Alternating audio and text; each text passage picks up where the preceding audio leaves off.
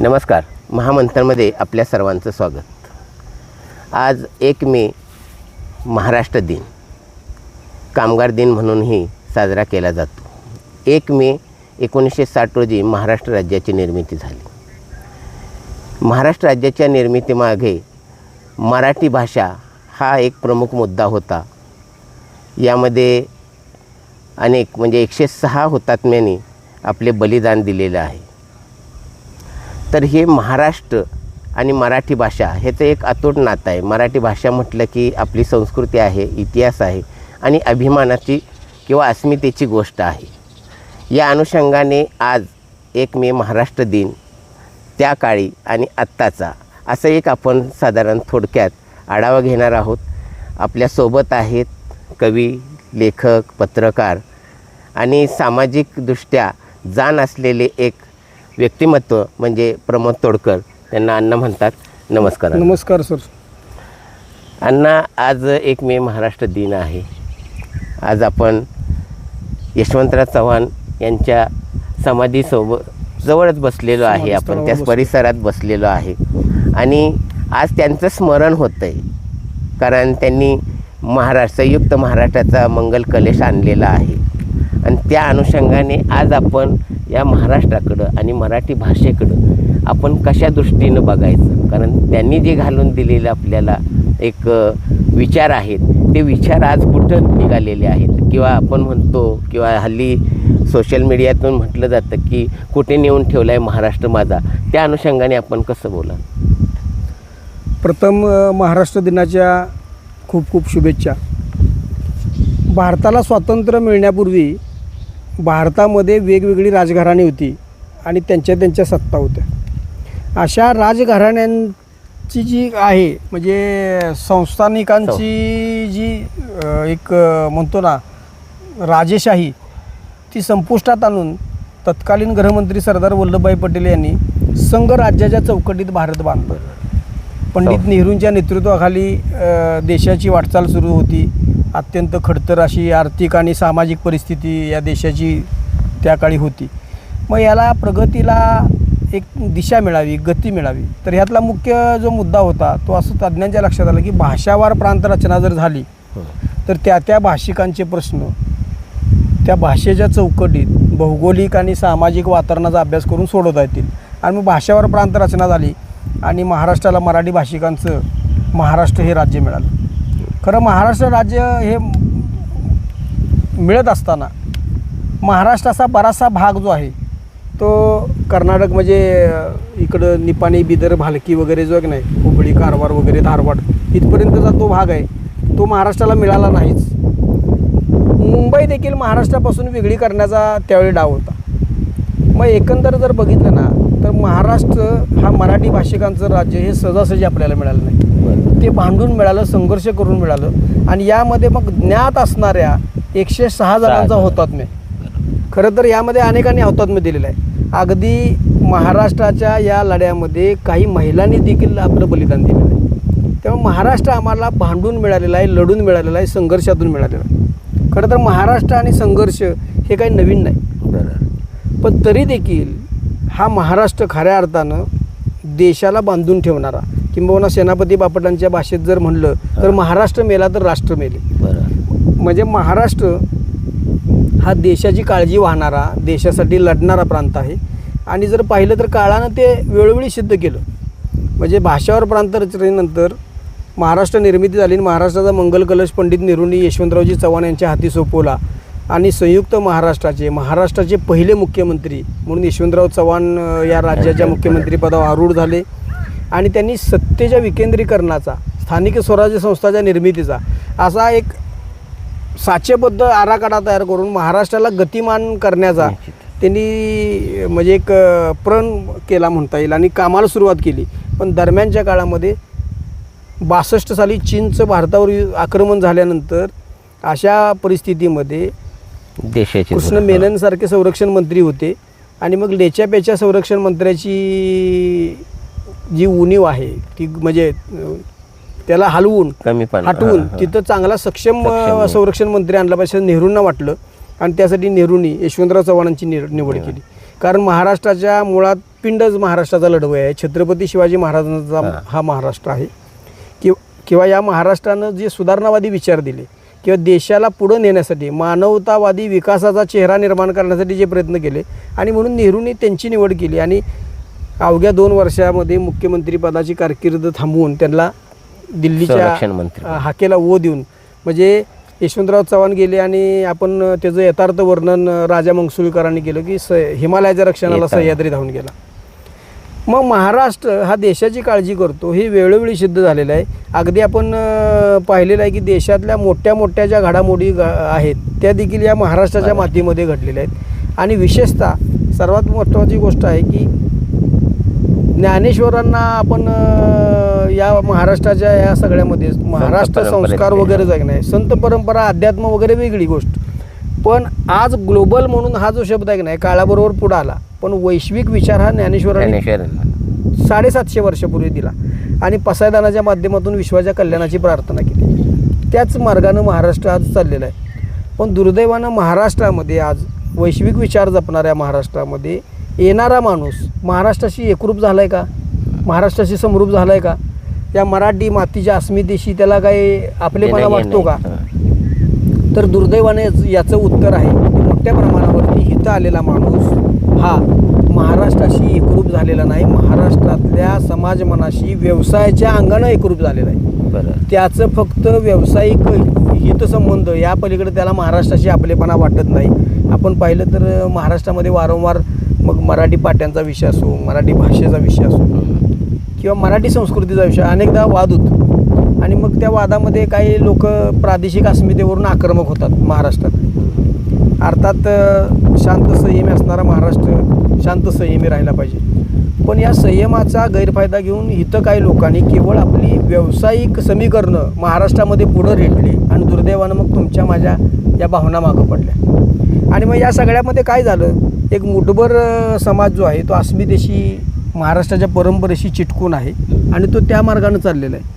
आणि मग ज्या पद्धतीनं चंगळवादाकडं मोठ्या प्रमाणावरती नव्या वैश्विक विचाराकडे गेलेला महाराष्ट्र आणि मग आपण जर बघितलं संत परंपरा तुम्ही मगाशी म्हटला, संतांनी या महाराष्ट्रातल्या प्रत्येक माणसाला श्रद्धा आणि अंधश्रद्धेतला भेद उलगडून सांगितलेला आहे. मानवता आणि मानवतेसाठीचं कार्य यासाठीचा आग्रह धरलेला आहे आणि त्याच मार्गाने महाराष्ट्रानं गेलं पाहिजे. पण दुर्दैवानं अलीकडच्या काळात आपण पाहतोय की अनेक भोंदू वगैरेचा जो विषय होतो, पण त्यावेळी खऱ्या अर्थानं संत परंपरेला म्हणजे गाडगे बाबांनी पण अंधश्रद्धेवर प्रहार केले. राजकीय पटलावरती सुद्धा काही मंडळी जी आहेत ना, केवळ राजकारण करताना महाराष्ट्र अस्मितेकडं नाही म्हटलं तरी ते किनार करतात. त्यामध्ये कदाचित अनावधानानं होत असेल, जाणीवपूर्वक होत असेल, कारण शेवटी खुर्चीचं राजकारण सध्या मोठ्या प्रमाणावरती गती घेतलेलं आहे. अशा वेळेला म्हणजे संतांनी सांगितलेला विचार किंवा आमची प्रादेशिक अस्मिता किंवा महाराष्ट्राची परंपरा आणि या देशासाठी महाराष्ट्र झिजतो. आम्ही महाराष्ट्र गीतामध्येच म्हटलेलं आहे देशगौरवासाठी झिजणारा महाराष्ट्र आहे.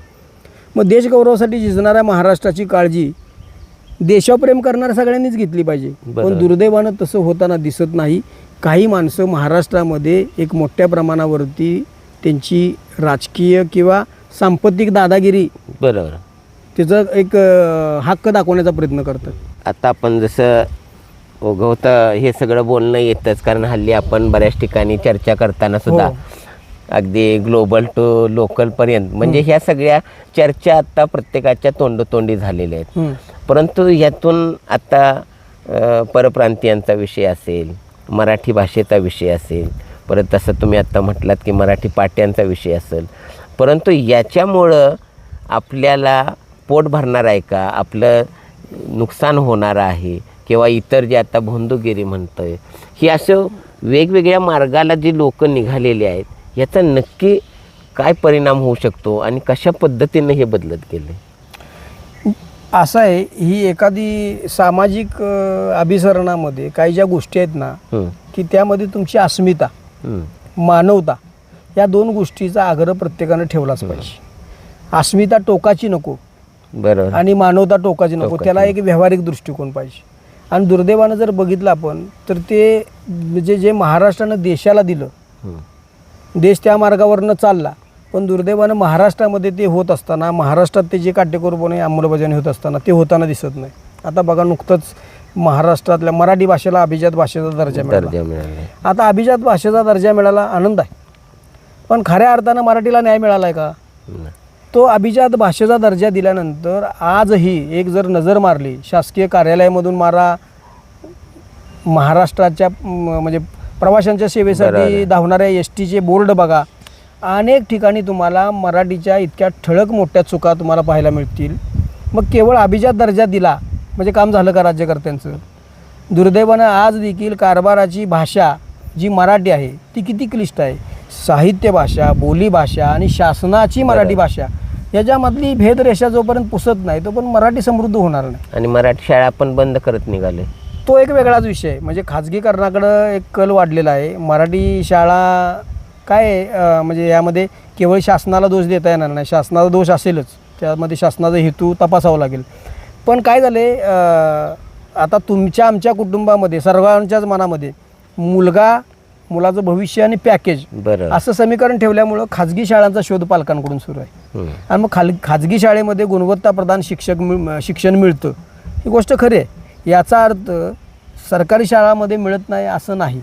पण दुर्दैवानं पालकांचा कल तिकडं वाढलेला आहे. मोठ्या प्रमाणावरती CBSEच्या किंवा इंग्रजी माध्यमांच्या ज्या शाळा आहेत त्या शाळांकडे पालक चालल्यामुळं पटसंख्येचा विषय, मग यामध्ये नैसर्गिक आणि कृत्रिम अशा दोन्ही पण पद्धतीनं मराठी शाळा मरायला लागलेल्या आहेत.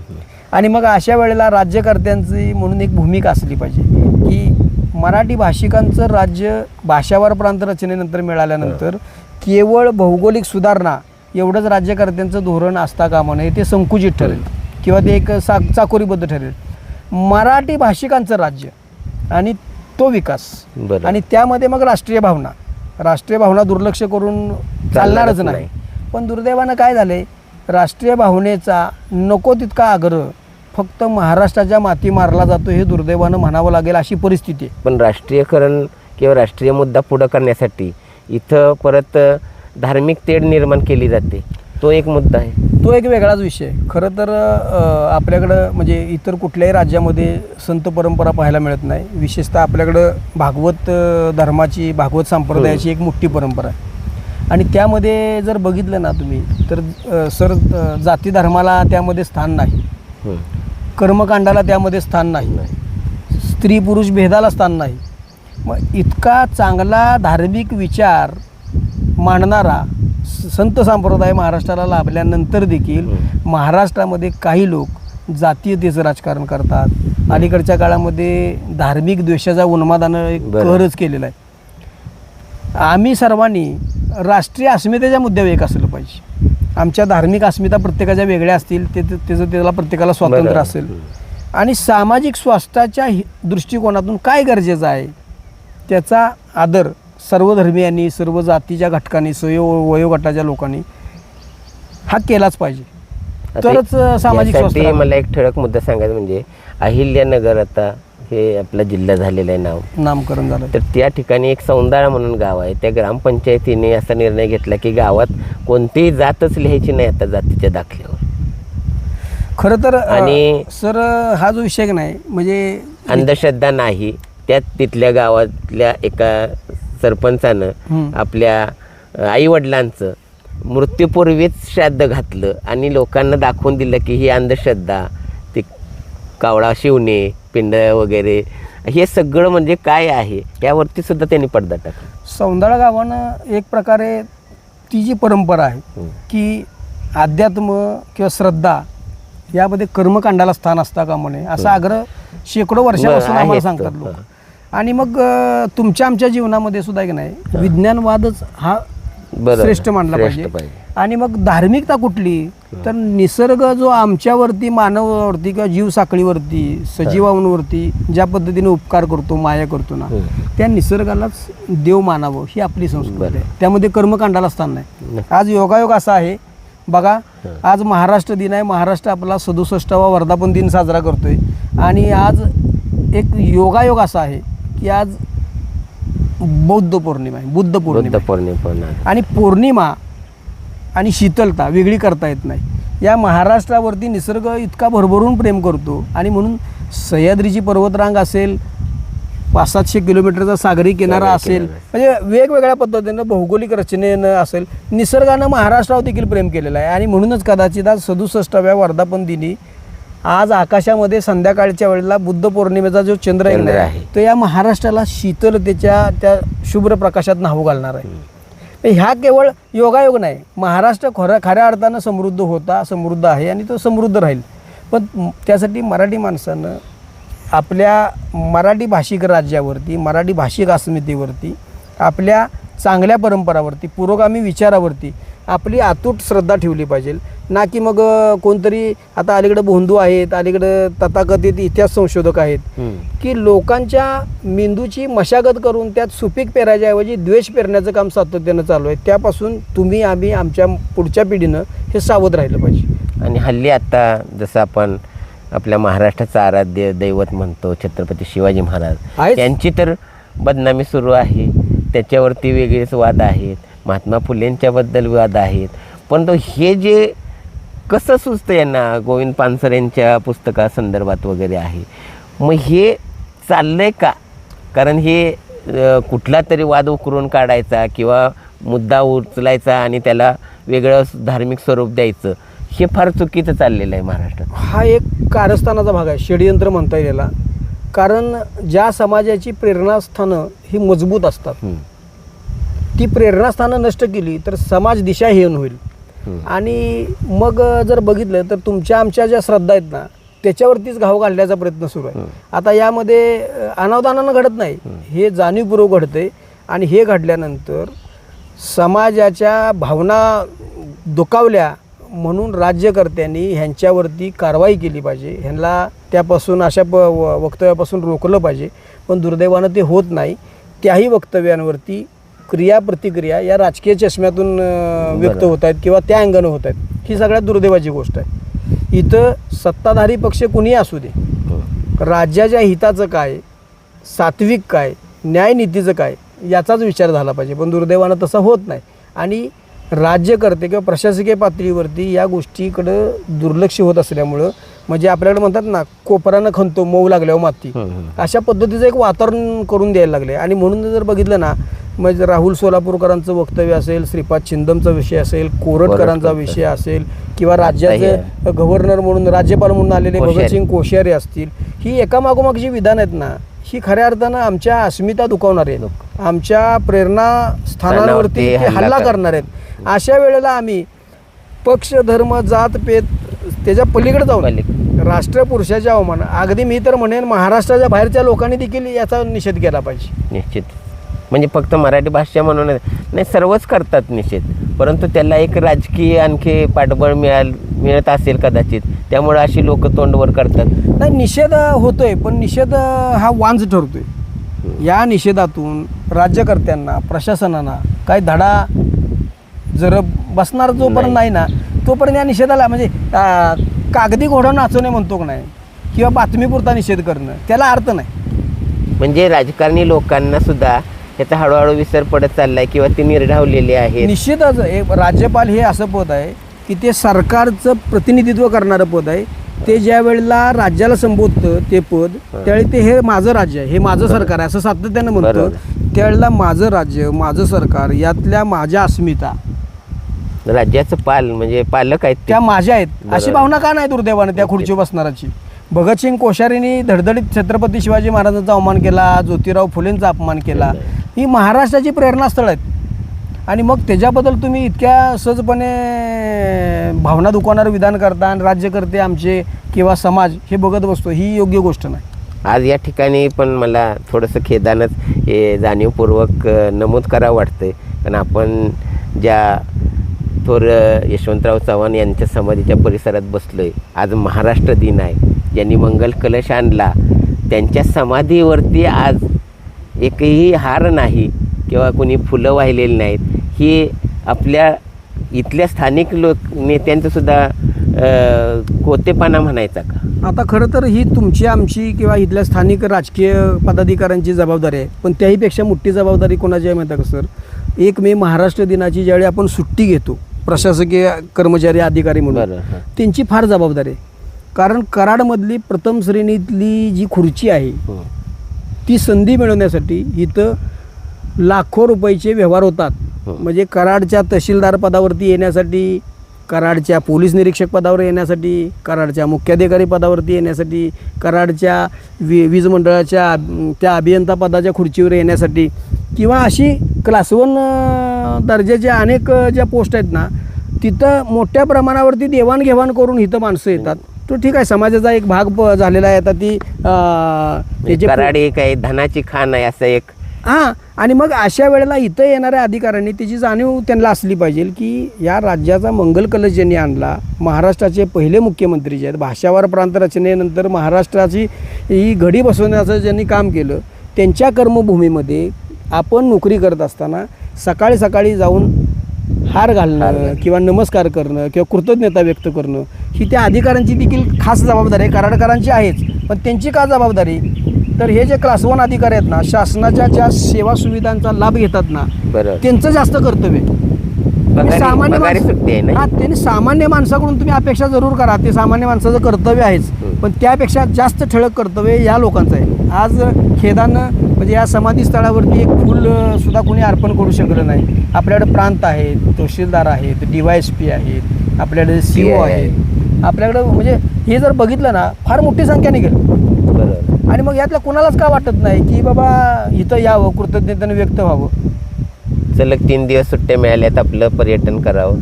परंतु हे पण जबाबदारी, ही देखील माणसं आहेत, त्यांना कुटुंब आहे, त्यांना देखील आनंद आहे, पण ही जबाबदारीची जाणीव सुद्धा त्यांना असणं गरजेचं आहे. कारण तुम्ही जर महाराष्ट्राची जी प्रेरणास्थळं आहेत त्यांना जर तुम्ही दुर्लक्षित केलं तर तुमचा फक्त हेतू त्या खुर्चीवर बसून अर्थकारण करणं आहे, ना की समाजकारण करणं. यशवंतराव चव्हाण यांनी समृद्ध महाराष्ट्राचा पाया घातला.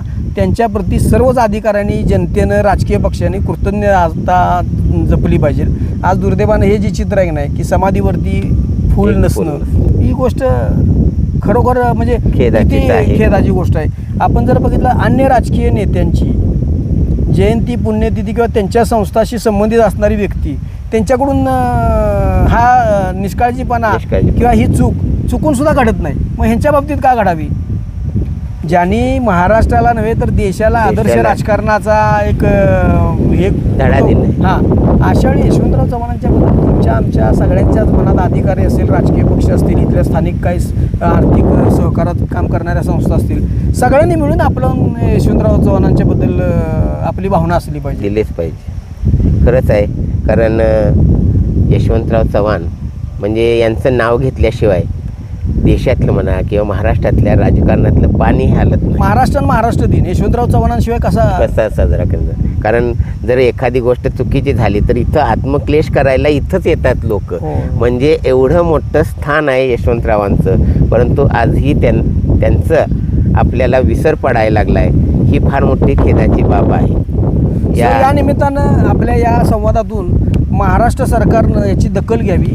कराडकरांच्याच नव्हे तर महाराष्ट्रातील, देशातील आदर्श राजकारणाची अपेक्षा करणाऱ्या काही लोकांची तीव्र अशी भावना आहे आणि ती भावना महाराष्ट्राच्या राजशिष्टाचार विभागानं गांभीर्यानं घेण्याची गरज आहे. यशवंतराव चव्हाणांची जयंती 12 मार्च असेल, पुण्यतिथी 25 नोव्हेंबर असेल, 1 मे महाराष्ट्र दिन असेल, या दिवशी जितका शक्य तितका शिष्टाचार, राजशिष्टाचार पाळून यशवंतराव चव्हाण यांच्या कार्याचं, यशवंतराव चव्हाण यांच्या बलिदानाचं, योगदानाचं हे स्मरण झालं पाहिजे.